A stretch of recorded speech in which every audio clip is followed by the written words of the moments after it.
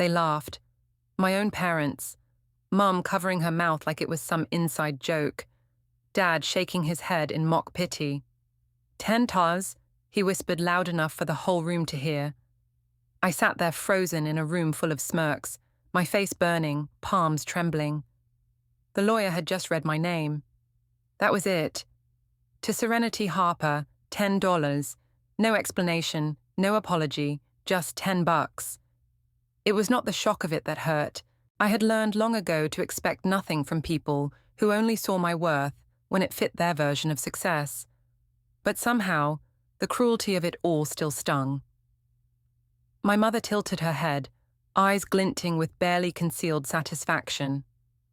My father leaned back in his chair, arms crossed like a judge at the end of a losing trial. Across the table, my brother Preston snorted. "Guess dreams really don't pay." Someone laughed. A cousin, maybe, or an aunt I had not spoken to in years. I stared at the polished oak of the table, willing my tears not to fall. The air felt heavy, like failure had a scent and everyone could smell it on me. But then Mr. Whitaker, the attorney, cleared his throat. "Actually," he said, adjusting his glasses with deliberate calm, "there is a private letter addressed only to Serenity." Just like that, the room shifted. The silence was sharp, surgical. I saw it for the first time, the flicker of confusion, then fear in my parents' eyes. My mother stiffened. My father frowned. Preston looked around like he had missed a key detail, and for the first time in my life, I did not feel small. I stood slowly, my chair scraping the marble floor. I did not speak. I did not owe them anything. I followed Mr. Whitaker out of the room with every pair of eyes pinned to my back. Let them wonder, let them stew in the arrogance of their assumptions. Whatever was in that letter, it was mine, and they would not see it coming. From the outside, the Harper estate looked like perfection, gated, manicured, dripping in silent expectations. But behind those polished doors, everything was performance. My childhood was a museum of cold smiles, calculated achievements, and unspoken disappointment. My brother Preston was the chosen one before he could even tie his shoes. He gave his first presentation to the board at 12. By 16, he was fluent in financial reports. Meanwhile, I was the girl with the sketchbook under the table at family dinners, trying to sketch shadows on linen napkins. I once brought a photograph I had taken, sunlight bouncing off a cracked sidewalk, to my mother. She glanced at it like it was a smudge on her glass and said, "You should focus on things that matter." I learned early that things that matter in this family came with a stock ticker and a legacy portfolio. My father once said, "You cannot build a future on dreams, Serenity." I remember how I swallowed that sentence like glass. When I secretly applied to art school and got in, I told them at dinner. My mother's fork stopped mid-air. My father gave a slow, exhausted blink. "Photography is not a profession," he said flatly. That was the night my mother delivered the dagger. "You're wasting your inheritance." I moved out within 2 months with a suitcase, $300, and a borrowed camera. I took photos by day and worked the register at night, but I was finally living something real. And the only person who never once tried to talk me out of it was my grandfather, Walter Harper. When I visited him that last time, he did not ask why I had come. He just poured tea, asked about my work, and listened like I was not a disappointment. He handed me a battered old camera from his desk drawer and said, "This was mine, before the empire." That moment, it was the first time I felt seen by anyone with my blood. If you believe Serenity deserved better, comment the word "yes" below and subscribe to the channel for more stories like this. Because what happened next would rewrite everything I thought I knew. His words echoed in my head even weeks later. "Don't let them take your eye." And after that humiliating will reading, after the laughter and the check, I finally understood what he meant. He had seen my rebellion not as weakness, but as legacy. It had been over a year since I had last seen my grandfather, but something pulled me toward his brownstone that day. Call it instinct, maybe desperation. I had just finished a photo shoot downtown, my boots still dusted with alley grime, my camera slung across my back like a second spine. I did not plan the visit, and we were not the kind of family who dropped in unannounced. Still, I found myself on his front step, heart thudding, finger hovering over the bell. When he opened the door himself, slower than I remembered but still sharp-eyed, he raised a brow and smirked faintly. "A Harper who actually knocks," he said. The house smelled of cedar and old books, just as I remembered, and everything was precisely in place, grand, quiet, and utterly untouched by the noise of the outside world. We sat in his study, surrounded by oil portraits of ancestors, whose eyes followed you like silent juries.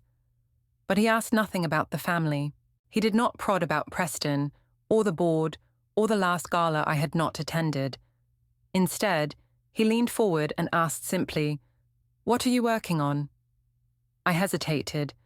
It had been so long since someone had asked without judgment curled in their tone.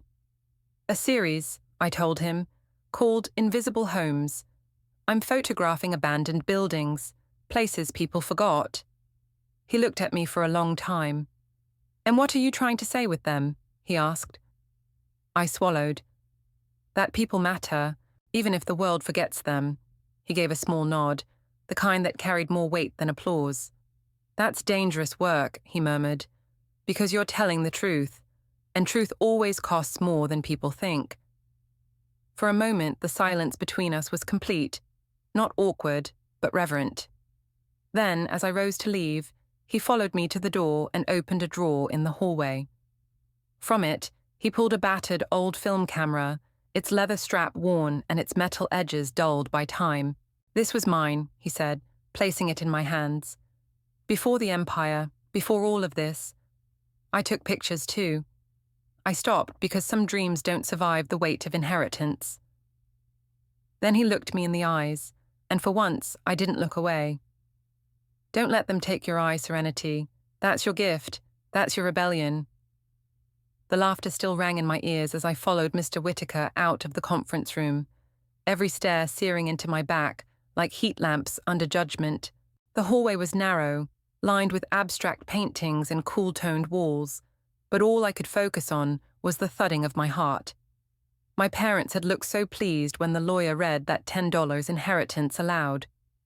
They believed they had finally erased me, reduced me to a joke, an afterthought with a camera.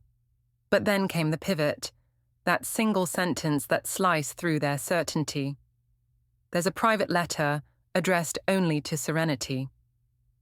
Inside the smaller adjoining office, the air shifted.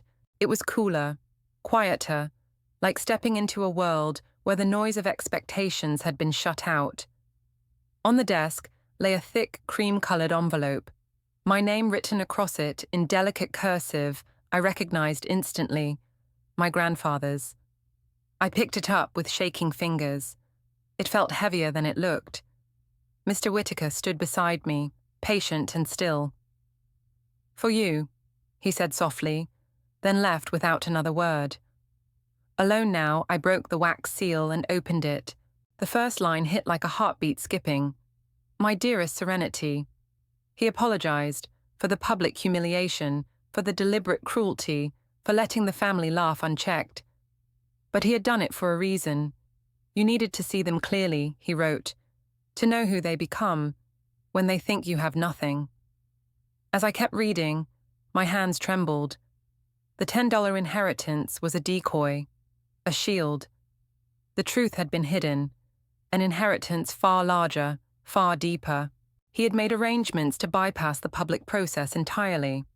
I was the sole beneficiary of the Harper Creative Trust. I now owned 70% of its assets, including a private art gallery, a penthouse studio, and full control over the creative and philanthropic future of the family's fortune. My photographs, early, raw, imperfect, had not been lost. He had purchased them under aliases, catalogued them, and protected them like sacred artifacts. He had believed in my eye, my voice, my truth. "You are not a mistake," he wrote. "You are the future I wish I had fought harder to live." I sat in stunned silence, clutching the letter like oxygen. The girl they laughed at had just become the woman holding the key to the heart of everything they thought they owned. I walked back into the conference room with the letter folded neatly in my purse, my expression blank, but my heart pounding with something new: power. They were still laughing, passing quiet jokes like I had just been dismissed from their kingdom. "Guess she'll frame that $10 check," my father chuckled, smug and oblivious. My mother twirled her necklace, pretending she had not just humiliated her own daughter in front of half the bloodline.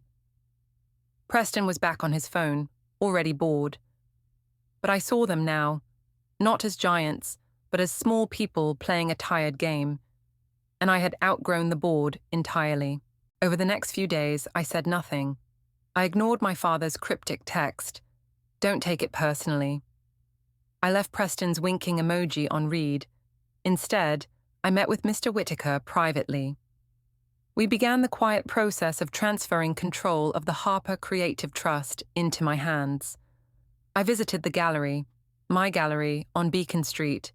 It was real, sunlit, towering, with wide white walls waiting to hold voices the world had ignored. The penthouse above it was my new studio, my home. In the archives, I found every photo I had ever sold, even the ones I thought were long gone. My grandfather had preserved them all. Each image was carefully mounted, tagged with the date and location, and filed as if they were museum pieces. He had believed in me not as a granddaughter, but as an artist. He had watched me grow, not to mold me, but to protect what I was becoming. I named the space Harper Light Studio in honor of his eye and my rebellion, and I began planning something no one in my family would see coming: a debut gallery event titled The Inheritance of Vision. It would not just be an opening, it would be a reckoning. The final room would display the infamous $10 check, framed in glass, lit like a priceless artifact. Beneath it, a plaque: "Sometimes the smallest inheritance is the greatest test." I would not storm their gates or demand their validation. I would build something they could not dismiss, could not control, could not ignore. Let them think I vanished, let them laugh. Because when they walked into my world, they would see what legacy really looked like, and it had my name on the walls. Opening night. The gallery shimmered like a heartbeat made of light and silence. Floor-to-ceiling prints lined the walls of Harper Light Studio, my studio. Each photograph told a story I was never allowed to speak. Rusted doors, broken windows, forgotten people captured with reverence. The earliest works were raw and imperfect, my teenage attempts at truth. As the sequence progressed, so did the power of the images, building toward the final room, where my true inheritance waited beneath the spotlight. The infamous $10 check sat framed behind glass, encased like a relic. Below it, a silver plaque read, "Gifted to Serenity Harper at the will reading of Walter H. Harper. Value, priceless." And under that, the line that had become my battle cry: "Sometimes the smallest inheritance is the greatest test." They arrived right on time, my mother in pearls and polite disapproval, my father with suspicion disguised as arrogance. Preston looked around, already calculating angles. They expected something modest, maybe an amateur gallery struggling to be relevant. What they walked into instead was a cathedral of quiet defiance. Murmurs rippled through the crowd. Critics whispered. Cameras clicked. People nodded thoughtfully as they studied my work. Mr. Whittaker approached the front, champagne flute in hand, his granite expression softened by a smile. "Thank you all for coming," he said, his voice cutting through the air like a curtain drawn back. "Tonight, we honor the artist and the heir, Serenity Harper." Gasps spread like fire. He continued, "As executor of Walter Harper's private estate, it is my honor to announce that Serenity is not only the founder of this studio, but also the sole beneficiary of the Harper Creative Trust." My mother blinked as if slapped. My father's jaw clenched. Preston whispered something I did not hear, but it did not matter. They could not rewrite this. They could not unsee me. I stepped forward, composed and unapologetic. You never asked what I was building, I said evenly. You only asked why I did not fall in line. My voice did not rise. It did not need to. The truth stood beside me, printed in light and shadow. Legacy was not something I had been given. It was something I had taken back with both hands, molded with patience, pain, and vision. And they would never be able to take it from me again.